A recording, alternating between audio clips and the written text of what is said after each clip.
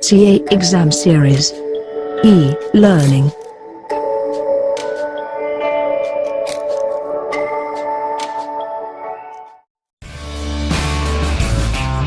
This is Sarah. I am gonna teach you GST classes. Welcome to GST Animation Lectures, innovative and student-friendly. CA Exam Series. Your success begins here.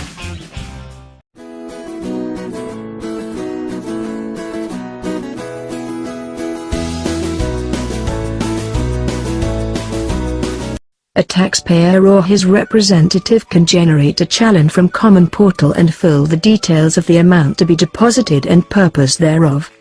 The said Challan will be valid for 15 days. The desired amount can be deposited only through banks. On successful payment, a Challan Identification Number (CIN) will be generated by the bank and same will be indicated in the Challan. Chapter 10 of the CGST Act -2017 deals with payment process of tax. Section 49 envisages to payment of goods and services tax, interest, penalty, fee and other amounts. Section 50 specifies imposition of interest on delayed payment of tax. Section 51 pertains to tax deduction at source. Section 52 pertains to tax collection at source. Different types of ledgers available. 1. Electronic Tax Liability Register. For every taxpayer, an electronic tax liability register will be maintained on the Common Portal, gst.gov.in, and it will be debited or credited. 2. Electronic Cash Ledger. For every taxpayer, an electronic cash ledger will be maintained on the Common Portal, gst.gov.in, for crediting the amount deposited and debiting the payment towards tax, interest, penalty, fee or any other amount. The date of credit to the bank account of appropriate government will be deemed to be date of deposit in the electronic cash ledger. 3. Electronic Credit Ledger. For every taxpayer, an electronic credit ledger will be maintained on the Common Portal, gst.gov.in, for crediting every claim of input tax credits, and available credit can be used for discharge of tax liability only. Major features. 1.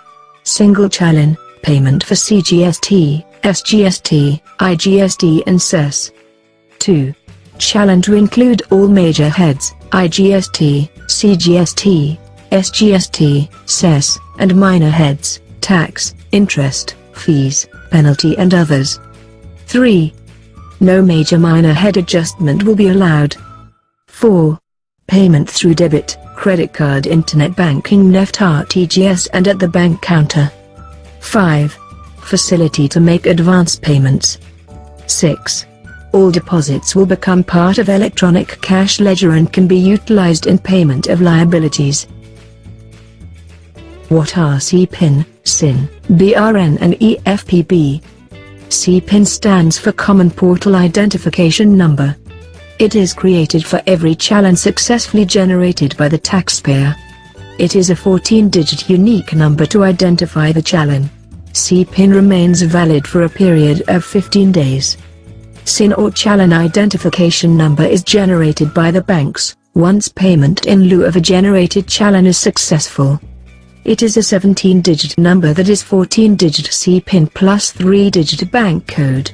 SIN is generated by the authorized banks, Reserve Bank of India, RBI, when payment is actually received by such authorized banks or RBI and credited in the relevant government account held with them. It is an indication that the payment has been realized and credited to the appropriate government account. SIN is communicated by the authorized bank to taxpayer as well as to GSTN.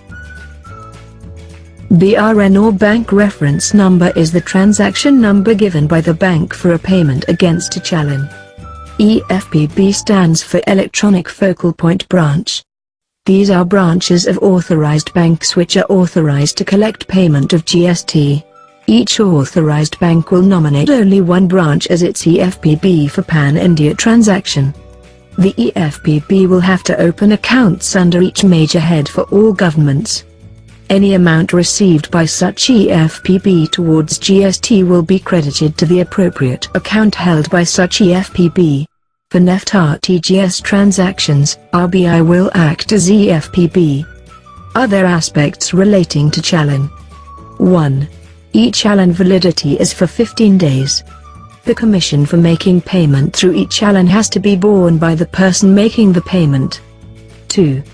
Any unregistered person has to make payment on the basis of temporary identification number generated through Common Portal. 3. The mandate form obtained after making NEFT or RTGS payment has to be submitted in the bank. The validity of the mandate form is 15 days.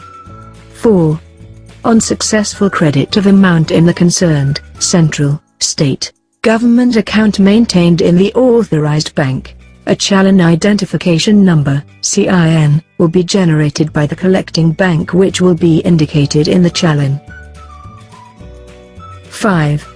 The deposit made by one of the modes and in the prescribed manner will be credited to the electronic cash ledger of the taxable person. 6. On receipt of the CIN from the collecting bank, the said amount is credited into the electronic cash ledger of the person on whose behalf the deposit is made, and the Common Portal will generate a receipt to this effect. 7. If CIN is not generated even after making payment and submission of mandate form, or when after generation, it has not reflected in the Common Portal, the person making the deposit or the person on whose behalf the deposit has been made, can make a representation in prescribed form through the Common Portal or e-gateway through which the payment has been made. 8. Date of credit into the treasury of the state government, central government is deemed to be the date of deposit and not the actual date of debit to the amount of the taxable person. 9. In case any discrepancy is noticed in electronic cash ledger, the registered person shall communicate the same to the officer exercising jurisdiction in the matter, through the Common Portal in prescribed form. Order in which a taxpayer has to discharge his tax and other dues. 1. Self-assessed tax and other dues related to returns of previous tax periods. 2. Self-assessed tax and other dues related to return current tax period. 3. Any other amount payable under the GST Act and rules thereunder. Different types of payment status. 1. Not paid. 2. Initiated. 3. Transaction failed. 4. Paid. 5. Paid at tax office. 6. Awaiting bank confirmation. 7. Awaiting bank clearance. 8. Expired. 9. Check DD dishonored. 10. MOE reversal. 11. Cash received at counter. 12. Payment deposited at bank. 13. C-PIN mismatch, NEFT, RTGS. What happens if the taxable person files the return but does not make payment of tax? In such cases, the return is not considered as a valid return. Unless the supplier has paid the entire self-assessed tax and filed his return and the recipient has filed his return, the ITC of the recipient would not be confirmed. Interest on delayed payment of tax. Section 50 of CGST Act makes it mandatory for a taxpayer to pay interest on belated payment of tax, that is when he fails to pay tax, or part of tax, to the government's account within the due date. Interest under Section 50 of CGST Act is payable in the following three circumstances. 1. Subsection 1. Delay in payment of tax, in full or in part. 2. Subsection 3. Undue or excess claim of input tax credit under Section 42(10). 3. Subsection 3. Undue or excess reduction in output tax liability under Section 43(10). Rate of interest. 1. 18% in the case of tax dues as per subsection 1. 2. 24% in case tax dues as per subsection 3. The period of interest will be from the date following the due date of payment to the actual date of payment of tax. The term tax here means the tax payable under the Act or rules made thereunder. The payment of interest in case of belated payment of tax should be made voluntarily, that is, even without a demand. The interest payable under this section shall be debited to the electronic liability register. The liability for interest can be settled by adjustment with balance in electronic cash ledger but not with balance in electronic credit ledger. Tax wrongfully collected and paid to central government or state government. Payment of tax based on erroneous determination of nature of supply is not permitted to be adjusted because of the above appropriation of payments. Remedy lies in refund. Taxable person who has paid tax in error is entitled to refund by first restoring the discharge of the correct tax due so that the incorrect tax paid reflects on the common portal as paid in excess, and IGST paid in error will be refunded subject to conditions prescribed. IGST payable due to payment of CGST and SGST/UTXT is exempted from payment of interest on IGST due. Tax collected at source. Every e-commerce operator shall collect TCS at a rate not exceeding 1% on the net value of transaction in which he collects consideration of the supply. Please note that if there is returning of supplies to suppliers, then the same shall be reduced from the gross value. TCS shall be worked on such net figure only, after such reduction. The amount collected so shall be paid to the central, state government respectively within 10 days after the end of the month in which such collection is made. We hope this video helped you in gaining knowledge. See you soon with another video. This is Sarah, signing off.